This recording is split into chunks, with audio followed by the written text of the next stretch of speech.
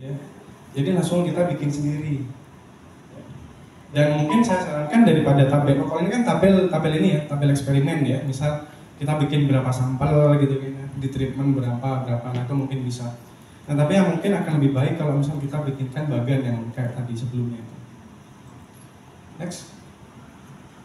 Nah untuk result dan discussion, kadang ini yang juga membingungkan. Biar apa yang saya alami dari pengalaman ya dari membantu Bapak Ibu senior yang ada di UNER itu, terkadang juga selain ditranslate dari bahasa Indonesia ke bahasa Inggris, akhirnya tata tulisannya juga bagus, terus juga alur ceritanya itu juga kurang gitu. Nah, biasanya sih alur dari cerita dari result dan discussion, kalau menurut saya itu adalah hasil datanya itu apa, baru kita ceritakan apakah itu sesuai dengan hipotesis. Ya. Nah kalau enggak, kenapa? Nah itu bisa didukung oleh referensi. Itu sih simpelnya tuh kayak gini sih sebenarnya. Jadi misalnya Bapak Ibu punya data satu, misal ada gambarnya, ya udah bikin satu paragraf aja untuk menjelaskan data itu. Cukup, nggak perlu yang berbelit-belit sampai 3-4 paragraf. Cukup satu paragraf saja. Yang dimana satu paragraf tersebut menjelaskan datanya apa, hasilnya. Mungkin 3-4 paragraf gitu ya. Terus kita, apakah data tersebut sesuai dengan hipotesis gitu ya. Nah kalau tidak, kenapa? Nah itu dijelaskan oleh referensi. Kalau iya, dijelaskan juga oleh referensi. Oh data ini sama dengan referensi sebelumnya, seperti itu. Ya, intinya ada alur ceritanya tuh kayak gini. Jadi ada data sesuai hipotesis atau tidak, baru nanti didukung oleh referensi. Next. Nah ini juga beberapa ya ini datanya apa, sesuai hipotesis atau enggak, didukung referensi atau enggak. Nah ini data yang data saya sih di XRD kalau mungkin Bapak Ibu paham. Nah yang paling penting juga adalah caption ya. Captionnya ini. Nah beberapa yang saya lihat itu tren yang ada di jurnal yang penulisnya Indonesia, orang Indonesia maksud saya, figure captionnya itu sederhana saja. Misal ya udah ini XRD sudah cukup. Nah itu kurang jelas Bapak Ibu. Akan lebih jelas kalau misal gini. Ini kan datanya nih, ya kan ya. Datanya ada yang biru, merah, hitam. Nah itu juga dijelaskan. Gitu. Oh ini ada 3 data XRD gitu kan. Ada 3 data XRD. Data XRD sampel A, B dan C gitu kan ya. Nah akan lebih jelas kalau misal di sini nih ada nih blue color gitu ya. Red color mungkin juga kelihatan. Nah itu akan lebih mudah para pembaca melihat ya data ini apa gitu. Ya, jadi figure caption ini sangat penting begitu. Jadi untuk bisa menjelaskan datanya itu bisa terbaca jelas gitu. Dan sekali lagi kalau saran saya juga main warna Bapak Ibu. Jangan hanya hitam saja. Karena kalau hitam saja nggak jelas sih sebenarnya. Nah, kalau misalnya ini hitam semua misal. Ya udah, mungkin yang bisa menjelaskan hanya data ininya, tulisan ininya aja gitu. Tapi untuk yang lain enggak gitu. Tapi kalau misalnya di sini ada warna merah, warna biru gitu, itu akan lebih jelas. Ya, next. Nah, untuk pembuatan sendiri, pembuatan gambar sendiri. Nah, ini pengalaman saya pas waktu di Jepang, Bapak Ibu. Saya bikin gambar, satu gambar ini revisinya sampai 40 kali. Terakhir. Terus saya kirim ke sensei saya, masih salah katanya. Dan ini yang benar, bedanya apa?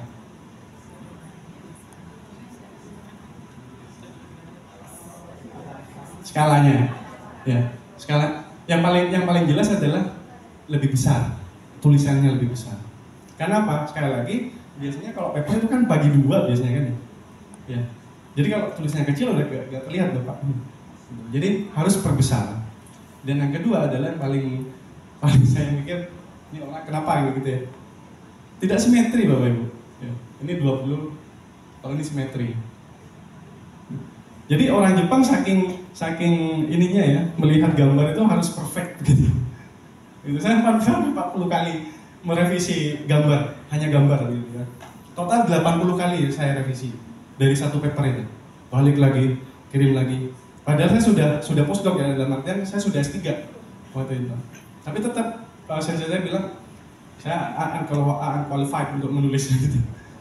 Termasuk juga gambar gitu. Nah, jadi memang harus sesuai, harus tulisannya yang paling penting adalah tulisannya besar. Ya, tulisannya besar itu yang paling penting dan jelas. Main warna ini itu apa, itu akan lebih bagus, akan lebih jelas ya.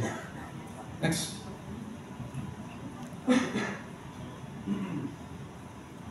Nah, terus juga saya melihat dari manuskrip Bapak Ibu, jadi ada gambar, misal ada dua gambar.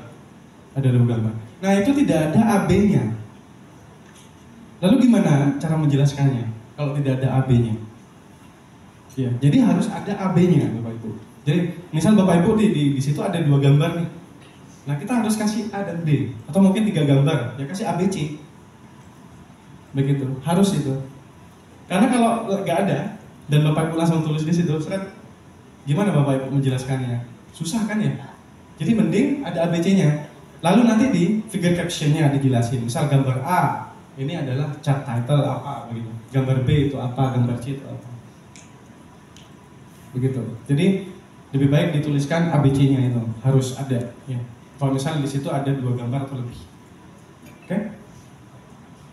Nah, caranya lagi juga gini, Bu. Saya melihat manuskrip Bapak Ibu juga kalau misal ada lebih daripada 1 gambar, itu langsung di copy paste di situ. Nah, itu susah Bapak Ibu. Saya pernah diminta tolong teman saya jadi editor ya di salah satu jurnal Q1. Yang menjadi saya susah adalah gambarnya itu terpisah Bapak Ibu. Ngerti gak sih maksud saya? Sebelumnya.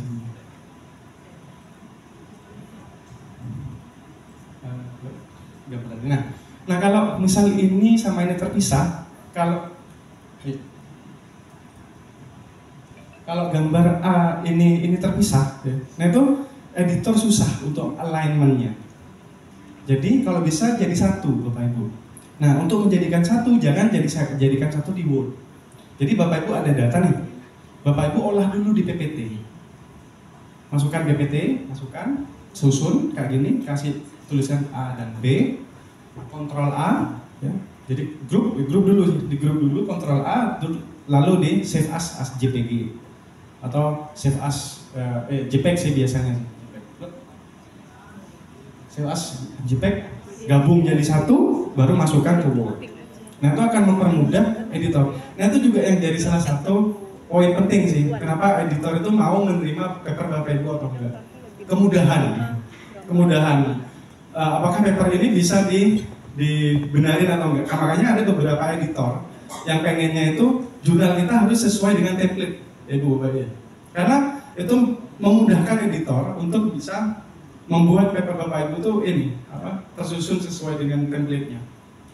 Gitu. Jadi saran saya Bapak Ibu, jadi nanti kalau misalnya di situ ada 2 gambar begitu itu jadikan satu, kasihkan A dan B, Ctrl A, group, save as a picture gitu ya, baru masukkan ke Word-nya. Begitu. Ini mungkin juga berlaku sih untuk beberapa bukan hanya di teknik ya, tapi juga di manajemen atau mungkin yang lain.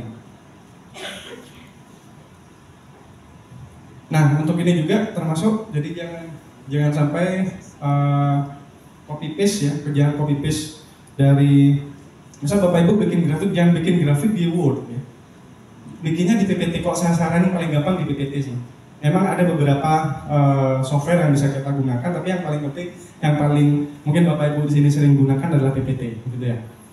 Nah, bikin grafiknya tuh di PPT aja dulu. Terus klik kanan, save as a picture, JPEG, save JPEG, gitu ya. Lalu masukkan ke Word. Jangan bikin tabel di Word, jangan. Karena kalau kita bikin tabel di Word, akan ini ya, Bu, terpisah nantinya. Nah, kalau misal kayak kita tambahkan kata-kata atau mungkin kita align sebagai jadi dua tabel kayak gitu, nanti akan terpisah. Jadi makanya sekali lagi saya saranin mungkin Bapak Ibu paling mudah menurut saya itu bisa pakai PPT untuk bikin gambarnya. Ya. Terus conclusion, nah sama sih sebenarnya conclusion sama result ya. Tadi isinya sama sebenarnya.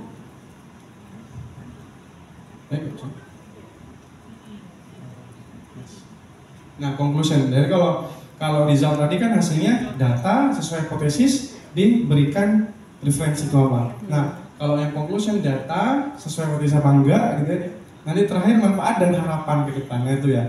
Yang mungkin saya perlu tekankan adalah bagaimana paper Bapak Ibu di sini itu bisa bermanfaat.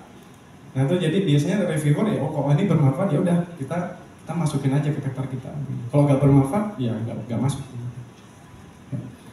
Terus untuk reference, untuk penulisan reference sendiri juga ada banyak begitu ya. Jadi saya sarankan Bapak Ibu jangan menulis manual. Ada yang masih menulis manual nggak? Referensinya? Nggak ada ya? Rata-rata pakai Mendeley. Terus saya saranin Zotero Bu daripada Mendeley. Zotero lebih mudah menurut saya sih. Kalau Mendeley itu complicated.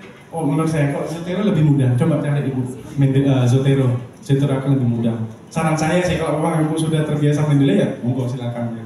Tapi kalau masih baru-baru saran saya Zotero karena lebih mudah sih, nggak perlu online juga. Ya tapi beberapa jurnal mintanya Mendeley ya Pak ya.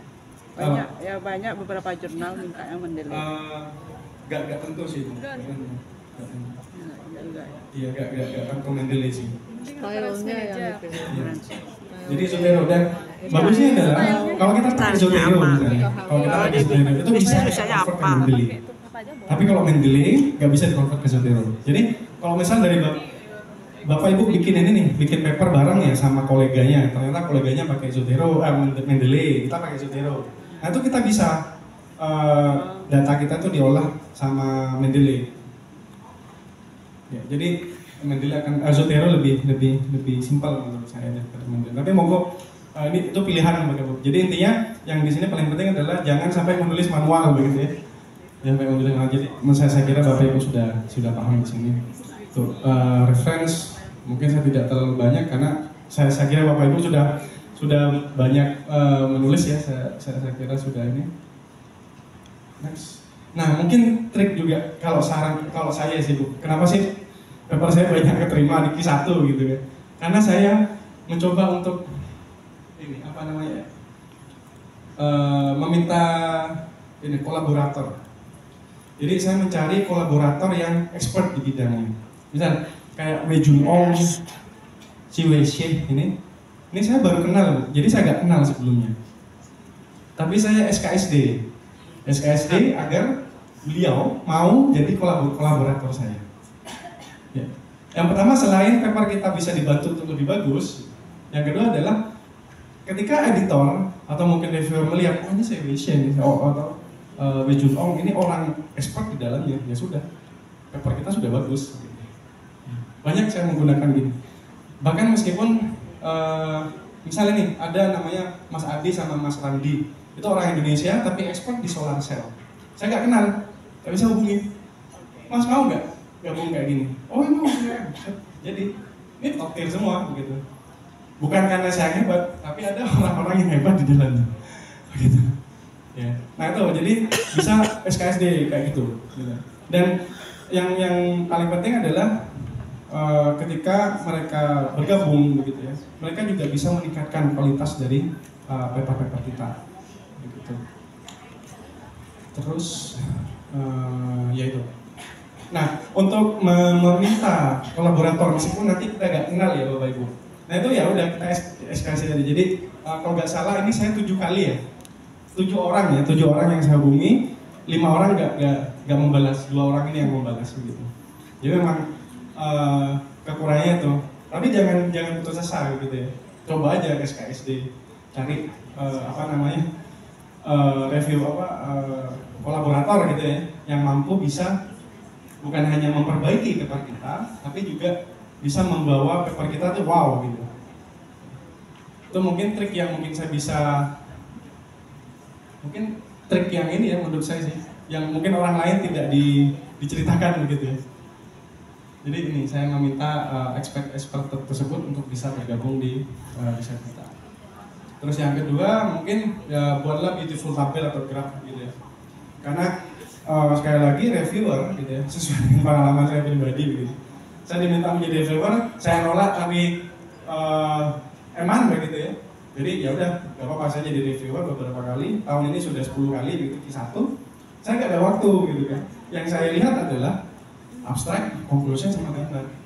Dan mungkin itu yang dilakukan oleh reviewer yang lain sepertinya ya. Karena ya itu Ibu, jadi apalagi menjadi reviewer itu kadang kita kan nggak dibayar. Jadi gimana caranya ya? Kalau kita nolak, kita juga gimana gitu ya. Jadi kita sebagai orang yang sudah ada di komunitas tersebut, ya kita wajib mau gitu ya, jadi reviewer gitu. Apalagi suatu kehormatan buat saya kalau misal jadi reviewer. Tapi sayangnya memang saya nggak punya waktu untuk mereview. Hanya yang saya lihat adalah abstrak, conclusion, sama gambar. Kalau misal gambar Bapak Ibu sudah meyakinkan di situ, saya yakin paper Bapak Ibu bisa diterima di aset begitu.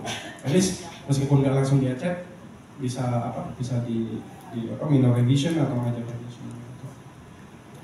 Oke, sekali lagi Bapak Ibu, saran saya Nayuran teknik tuh memang kita harus karena kita dosen, kita berada di komunitas riset, kita harus bisa ya gimana caranya meskipun kita sibuk. Sama sibuk, saya juga sibuk ngurusin mahasiswa kayak kemarin itu ngurusin mahasiswa, ngurusin transliterasi, ngurusin alat-alat juga. Tapi memang kita harus spare waktu ya agar kita bisa menulis, dan bagaimana kita bisa menulis paper dengan bagus ya kita harus bisa duduk lama-lama. Saya pernah bercerita ke senior saya, Pak ini tolong dibantu begini, soalnya saya sudah tua begitu, saya nggak bisa duduk lama. Ya memang seperti itu keadaannya begitu kan ya. Kalau memang kita tidak mampu untuk duduk lebih lama, ya kita bisa minta bantuan orang lain. Sekali lagi seperti yang telah saya tunjukkan tadi, saya minta bantuan dari beberapa kolega begitu ya, yang bahkan saya sebenarnya belum kenal sebelumnya. Seperti yang Pak Iman disebutkan tadi bahwa kita bukan yang lebih bagus itu akan menjadi super tim ya Pak ya, daripada Superman begitu ya. Itu akan mempermudah kerja kita begitu. Jadi misal bahkan meskipun nanti saya sudah menjadi tua begitu, nanti sudah jadi junior senior, bahkan mungkin nanti saya kan bisa meminta bantuan junior untuk bisa berkolaborasi gitu. Yang paling penting.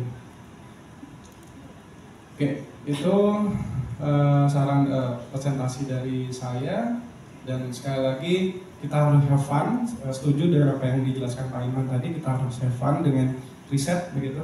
Kalau saya pribadi, saya berpikir bahwa riset itu kayak hobi saya memasak. Kebetulan saya hobinya memasak. Ya seperti ini begitu Bu. Jadi gimana sih biar makanan kita enak? Kita kan, kalau saya sih bereksperimen, entah itu menambahkan apa gitu, sehingga masakan itu lebih enak. Nah sama dengan riset. Jadi kalau kita suka begitu ya dengan menulis, ya pasti akan kita bisa meningkatkan ya kualitas dari tulisan kita itu sendiri. Oke, terima kasih, itu yang mungkin saya bisa sampaikan Bapak Ibu. Kurang lebihnya saya mohon maaf. Terima kasih. Assalamualaikum warahmatullahi wabarakatuh. Waalaikumsalam. Ini coba lihat ke slide yang dimasak tadi. Ini Pak Iman yang masaknya, Pak Tahta yang masaknya. Oh enggak. Bukan. Bikin ngiler di siang hari ini. Baik, terima kasih Pak Tahta. Silakan. Berdiri di sini. Oh, berdiri di sana dulu ya. Jadi emang high quality, high treatment Pak ya. Iya, betul. Ini detail sekali yang disampaikan Pak Tahta.